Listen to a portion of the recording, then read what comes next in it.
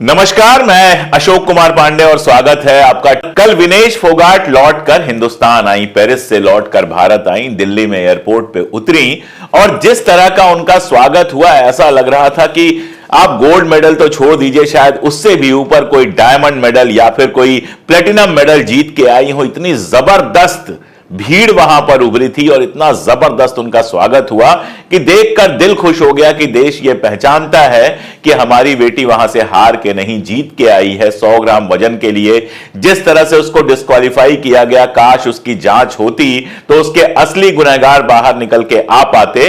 लेकिन विनेश फोगाट ने वहां हिंदुस्तान का झंडा तो गाड़ ही दिया और जब जब पेरिस ओलंपिक की बात होगी, विनेश फोगाट के बिना पूरी नहीं हो सकेगी। हालत यह थी कि एयरपोर्ट से अपने गांव जाने में वैसे तो उनको घंटा 2 घंटा लगता, लेकिन कल रात को 1 बजे वो अपने गांव पहुंच पाई, क्योंकि रास्ते में कोई ऐसा चौराहा नहीं था, कोई ऐसा गांव नहीं था, कोई ऐसा कस्बा नहीं था जहां उनके स्वागत के लिए, उनको माला पहनाने के लिए भीड़ न जुटी हो। कई बार उनकी आंखें भरी और भी बहुत सारी चीजें हुई, लेकिन फाइनली विनेश फोगाट का स्वागत वैसा हुआ जैसा हम और आप चाहते थे। आज सुबह 10 बजे से हम एयरपोर्ट से निकले थे और रात के 2 बज गए होंगे, मुझे नहीं पता, 1:30 बज गए हैं। मुझे नहीं पता कि मैं इतने प्यार और सम्मान की हकदार हूँ भी या नहीं, लेकिन मैं बहुत भाग्यशाली मानती हूँ कि मैंने ऐसे गांव में, ऐसी जगह पे जन्म लिया है कि उसका मैं मान सम्मान, उसका मैं कर्ज अदा करने में अपना कहीं ना कहीं अपनी भूमिका निभा पाई हूँ। तो मैं इस धरती की, इस गांव की, आप लोगों की हमेशा कर्जदार रहूंगी और आपके मान सम्मान की लड़ाई के लिए हमेशा सबसे आगे मैं अपना कदम रखूंगी। अब जब इस तरह का स्वागत हुआ तो कुछ लोगों के सीने में आग लगना बिल्कुल स्वाभाविक है, बिल्कुल नॉर्मल था कि कुछ लोगों के सीने आग से बिल्कुल फूंक गए होंगे। ये वो लोग थे जो उस समय खुशियां मना रहे थे जब वो डिस्क्वालीफाई हुई थी। ये वो लोग थे जो उस समय मुंह पर पट्टी बांधकर बैठे हुए थे या फिर सरकार के साथ खड़े थे जब वो जंतर मंतर पर प्रदर्शन कर रही थी, बृजभूषण शरण सिंह के खिलाफ न्याय की मांग कर रही थी। अब कल बोलना तो मुश्किल था, छुट भाइयों ने थोड़ा बहुत बोला, लेकिन जो बड़े लोग थे उनके लिए बोलना मुश्किल था, क्योंकि हरियाणा में चुनाव है और बोलना बहुत भारी पड़ सकता था। लेकिन कई बार बर्दाश्त नहीं होता है, जब बर्दाश्त नहीं होता है तो इधर से नहीं उधर से निकलता है। तो एक जनाब है रजत शर्मा। अब रजत शर्मा के बारे में पहले भी मैं भी बता चुका हूं, आप भी जानते हैं। भारतीय जनता पार्टी के मेंबर रहे हैं, मतलब अखिल भारतीय विद्यार्थी परिषद के मेंबर रहे हैं, जो भारतीय जनता पार्टी का ही संगठन है। अखिल भारतीय विद्यार्थी परिषद के टिकट पर चुनाव लड़ा है, दिल्ली यूनिवर्सिटी का जीता है, अरुण जेटली के साथी रहे हैं। और आपकी अदालत जो वो चलाते हैं, बेसिकली वो अदालत नहीं होती है, वो रजत शर्मा का खेल होता है कि किसी तरह से भारतीय जनता पार्टी को फायदा पहुंचाएं। अब क्या करेंगे, आरएसएस की आदत ही कुछ ऐसी होती है कि अगर आपने एक बार खाकी कच्छा पहन लिया तो कितना भी अच्छा सूट पहन लो, कितना भी अच्छा पैंट पहन लो, कितनी भी अच्छी धोती पहन लो, लेकिन उसके अंदर खाकी कच्छे का निशान कभी खत्म नहीं होता है।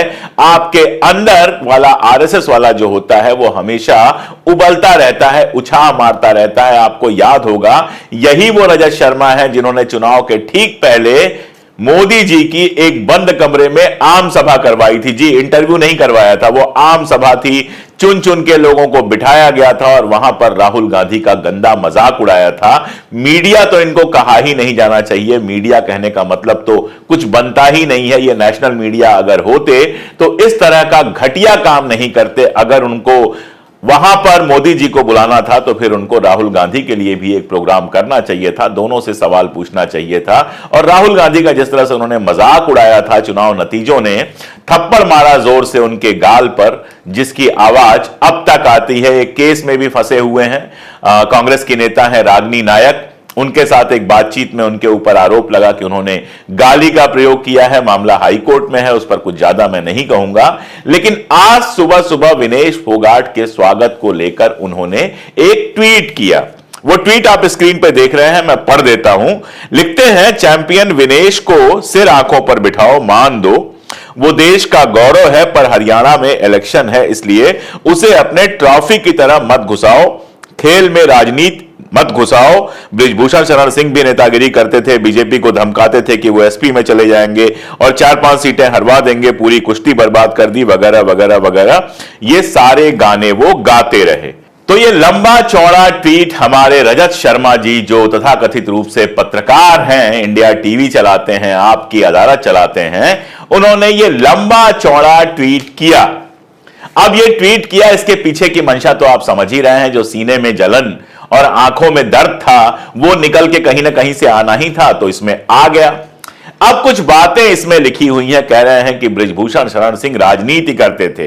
मेरा पहला सवाल तो यही है कि अगर आपको बृजभूषण शरण सिंह से वाकई दिक्कत थी, तो जिस समय ये लड़कियां प्रदर्शन कर रही थी उस समय उनको आपकी अदालत में बुलाकर ये सवाल उनसे आपने क्यों नहीं पूछा? क्यों नहीं आज के पहले कभी आपने बृजभूषण शरण सिंह को भारत की कुश्ती बर्बाद करने वाला बताया? आज के पहले तो आपकी जबान खुली नहीं थी।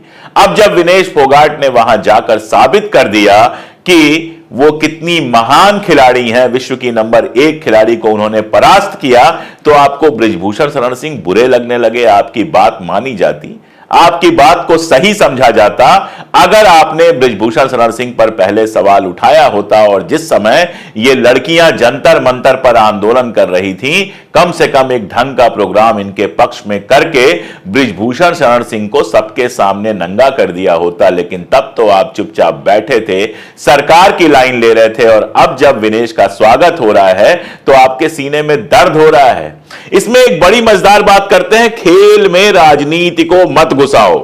मैं अपनी तरफ से कुछ कहूं, इससे अच्छा है ये ट्वीट पढ़िए आप रोहिणी सिंह जी का। रोहिणी सिंह जी वरिष्ठ पत्रकार हैं, खोजी पत्रकार हैं, बड़ी महत्वपूर्ण खबरें कई बार खोजकर लेके आती हैं। उन्होंने एक सवाल किया इस ट्वीट में। सवाल यह किया है कि डीडीसीए, दिल्ली का जो क्रिकेट एसोसिएशन है, उसके जब मेंबर बने थे अरुण जेटली साहब और खुद रजत शर्मा साहब, तो क्या इन लोगों ने क्रिकेट मैच खेला था? तब इन्होंने यह सवाल नहीं पूछा कि रजत शर्मा जी, नहीं, यह सवाल तो खुद से ही पूछना था। तो कहते, मैं शीशे के सामने खड़े होते और उंगली दिखाकर कहते कि मिस्टर रजत शर्मा, तुम क्रिकेट एसोसिएशन में क्या कर रहे हो? तुमको बल्ला पकड़ना नहीं आता है, तुमने कभी क्रिकेट खेली नहीं है, आखिर तुम क्रिकेट एसोसिएशन में कैसे घुस गए? या अपने दोस्त अरुण जेटली की तरफ उंगली उठाकर कहते कि अरुण, तुम तो पॉलिटिक्स से आए हो, लायर हो, तुम क्रिकेट एसोसिएशन के अंदर क्या कर रहे हो? मैं आप कहूंगा, लेकिन रजत शर्मा तो तुम ही कहते होंगे ना, साथ के दोस्त हैं ये लोग। तो रोहिणी सिंह ने जबरदस्त सवाल पूछा कि एक बार भी आपको यह याद नहीं आया कि आप खुद खेलों की राजनीति में जुड़े रहे हैं, और उस राजनीति में किसके माध्यम से घुसे होंगे यह बताने की जरूरत नहीं है। जिंदगी में जो कुछ मिला है वो एबीवीपी से लेके बीजेपी से लेके और यहां तक की यात्रा में कैसे मिला है सब जानते हैं। तो आखिर आप वहां पे ऐसे ही तो घुस नहीं गए होंगे, आप क्रिकेट के खिलाड़ी नहीं थे, क्रिकेट से आपका कोई लेना देना नहीं है। तो रजत शर्मा जब खुद डीडीसीए के मेंबर बन जाते हैं तब उनको याद नहीं आया कि खेलों में राजनीति नहीं होनी चाहिए। मैंने भी एक सवाल पूछा, मैंने पूछा कि ये परिवारवाद और खेलों की राजनीति की जो बात वो कर रहे हैं, क्या कभी ये सवाल अमित शाह के बेटे से वो पूछ सकते हैं? कभी जय शाह को बुलाकर अपनी आपकी अदालत में पूछ सकते हैं कि भाई जय शाह जी, आप बीसीसीआई के सर्वे सर्वा बन गए, ये बताइए कि आपने क्रिकेट कब खेला था? स्कूली क्रिकेट में कहां तक आप गए थे? रणजी कब खेला था आपने? अंडर 19 कब खेला था? सीनियर प्लेयर की तरह कब खेला था? आखिर जय शाह के अंदर क्रिकेट को लेकर ऐसी कौन सी योग्यता थी जिसके चलते बीसीसीआई के चीफ बन गए?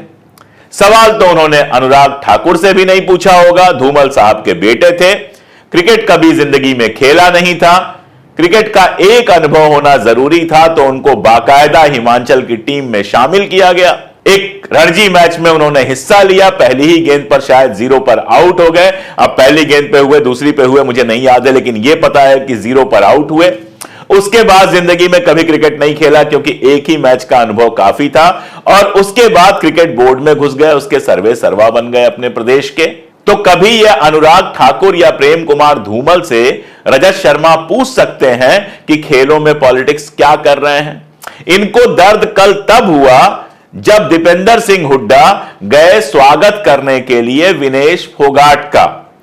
यानी अगर दीपेंद्र सिंह हुड्डा स्वागत कर दे दिनेश फोगाट का तो फिर हो जाती है राजनीति। लेकिन अगर मोदी जी हर जीतने वाले को फोन करें, उससे बात करें, या फिर इनकी पार्टी जो है वो पहलवानों को टिकट देकर चुनाव लड़ाए। भूल गए कि बबीता फोगाट इनके पार्टी की मेंबर हैं। इसके अलावा भी एक पहलवान है जिनको इन्होंने बाकायदा पिछली बार हरियाणा से विधानसभा का चुनाव लड़वाया था। तब एक बार इनको याद नहीं आया कि खेल में राजनीति होनी चाहिए कि नहीं होनी चाहिए। मनु भाकर चली गई सोनिया जी से मिलने के लिए, राहुल जी से मिलने के लिए, तो लिख दिया कि शायद मनु भाकर को राज्यसभा दे दी जाए, शायद चुनाव लड़वाया जाए। अरे भाई, जब आपके लिए योगेश्वर चुनाव लड़ सकते हैं, आपकी पार्टी के लिए बबीता फोगाट प्रचार कर सकती हैं, चुनाव लड़ सकती हैं, तो फिर कांग्रेस से लड़ने में क्या दिक्कत है? चुनाव के ठीक पहले मथुरा से चुनाव लड़ने वाले थे विजेंद्र सिंह। विजेंद्र सिंह को आपने अपनी पार्टी में शामिल करा लिया। वो रात को सोए और सुबह उठे तो सुबह उठते उठते उनको इल्हाम हुआ कि मुझे भारतीय जनता पार्टी में जाना चाहिए, और भारतीय जनता पार्टी में चले गए। लेकिन अंदर की बात कभी बदलती नहीं है। विनेश फोगाट के लिए वो पूरी ताकत के साथ खड़े हुए। तो विजेंद्र सिंह जो बॉक्सर हैं, वो आपकी पार्टी से चुनाव लड़े तो कोई दिक्कत नहीं है। लेकिन अगर दीपेंद्र सिंह हुड्डा चले जाए विनेश फोगाट का स्वागत करने, तो रजत शर्मा जी को बहुत दर्द होने लगता है। इसीलिए शायद इस समय रजत शर्मा जी की जिस तरह से सोशल मीडिया पर भद्द पीट रही है, जैसे वहां पर लोग लगातार सवाल पूछ रहे हैं, यही बताता है कि इस तरह के लोगों का जो ये दोहरापन है, वो दोहरापन अब जनता के सामने नंगा हो चुका है। ऐसे ही एक हर्षवर्धन जी हैं। हर्षवर्धन जी बाकायदा स्वास्थ्य मंत्री रहे हैं। कलकत्ता में जो घटना हुई है, महिला के साथ, डॉक्टर के साथ जो घटना हुई है, उसको लेकर एक लंबा ट्वीट किया, लिखा ममता दीदी जितना तानाशाह कोई हो नहीं सकता है, डॉक्टर जुलूस निकाल रहे हैं। मैंने कलकत्ता की घटना पर 2 वीडियोस बनाए हैं, लगातार सवाल उठाया है। महुआ मोइत्रा ने मुझे ब्लॉक किया, फिर जो कुछ किया मुझे कोई फर्क नहीं पड़ता है। मेरे लिए इस तरह की कोई घटना हो, चाहे मेरे घर का कोई आदमी इंवॉल्व हो, मैं उसके खिलाफ खड़ा हूंगा। अगर मेरा अपना सगा भी कोई हो और किसी महिला के साथ इस तरह की घटना करे, तो मैं उस महिला के साथ खड़ा हूंगा, अपने सगे के साथ नहीं खड़ा हूंगा। लेकिन हर्षवर्धन किस हक से यह बात कर रहे हैं? मैंने सवाल पूछे हैं उनसे कि कठुआ में जिन लोगों ने जुर्म किया था आसिफा पर, उनके समर्थन में आपकी पार्टी के लोगों ने जुलूस निकाला था और आप चुप थे। हाथरस में एक दलित के साथ यह सारा कुछ हुआ था और विपक्ष के नेताओं को वहां जाने नहीं दिया जा रहा था, आप चुप थे। अभी बिहार में इतनी बड़ी घटना हुई है, उस पर आप चुप हैं बिल्कुल। देहरादून में एक मुस्लिम नर्स के साथ पहले घटना हुई, फिर कल की बात है कि बस के अंदर एक किशोरी के साथ, एक युवा बच्ची के साथ यह घटना हुई और आप चुप हैं। आपको सिर्फ कलकत्ता नजर आता है, मणिपुर की तो बात ही मत कीजिए। और ये सारी घटनाएं जो पहले मैंने बताई जब हुई तो आप मंत्री थे, लेकिन आपके मुंह में जबान नहीं आई। कलकत्ता आपको तुरंत याद आ गया। कलकत्ता याद आना बहुत अच्छी बात है, लेकिन अपनी चीजें क्यों भूल जाते हैं? और यह किस्सा मैंने इसलिए आपको सुनाया कि ये जो दोहरापन है, ऐसा लगता है कि खाकी चड्डी पहनने वालों की खास नीति है, यह खास गुण है। जो ही खाकी चड्डी कुछ दिन पहन लेते हैं, यह गुण आ जाता है कि दूसरों की तरफ तो उंगली करो, लेकिन अपनी बातों पर, अपनी दिक्कतों पर कभी बात मत करो। वो भूल जाते हैं कि जब आप किसी पर एक उंगली उठाते हैं तो ये जो 4 उंगलियां हैं ना, वो आपकी तरफ मुड़ी होती हैं। तो रजत शर्मा जी, आप मीडिया के आदमी थे, बेहतर होता कि आप भी पहुंच जाते, या अपनी टीम को तो भेजा ही होगा। बेहतर होता कि यह सवाल पूछते सरकार से कि विनेश फोगाट अगर 100 ग्राम ज्यादा होने की वजह से डिस्क्वालीफाई हुई, तो उनके सपोर्टिंग स्टाफ से पूछताछ क्यों नहीं की गई, उनकी जांच क्यों नहीं की गई। पूछते सवाल आप पीटी उषा से कि कैसे उन्होंने अकेले छोड़ दिया जब मुकदमा लड़ रही थी, जब केस किया था विनेश ने, तो उसमें उसको अकेले कैसे छोड़ दिया गया था। यह सवाल आप पूछते तो जनता आपके साथ खड़ी होती। लेकिन आप तो सिर्फ इस बात से डरे हुए हैं कि विनेश की यह लोकप्रियता कहीं चुनाव में हरियाणा में भारतीय जनता पार्टी को भारी ना पड़ जाए। और जनता अब यह खेल खूब अच्छे से समझती है। जो आदमी खुद राजनीति के जरिए डीडीसीए का मेंबर बना हो, उसको कोई हक नहीं बनता है कि वो विनेश फोगाट के स्वागत पर सवाल उठाए।